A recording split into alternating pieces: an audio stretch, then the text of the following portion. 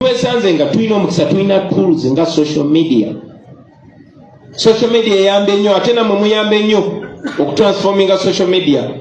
Back then, TikTok was about nudity. It was about kuwemula. But today, TikTok is about entertainment. And I want to salute all the TikTokers that have taken it upon themselves to use that platform to awaken our people. Mukozese social media yo, Facebook Museveni yagisalako, naye ate mwe muli babuufu somehow, mulina engeri gye mumusala ekikubo ne mugikozesa. Mukozese platform zeezo.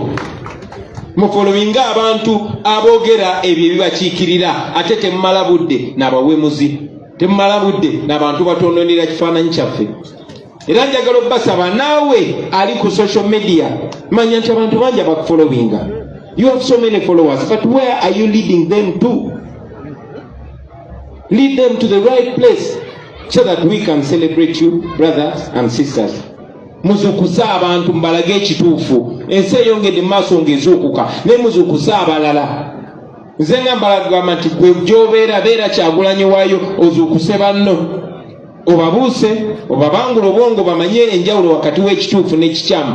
Bamanye enjawulo wakati wa bwe tuli ne wa bwe tulina okuba. Era kyetaagisa ki?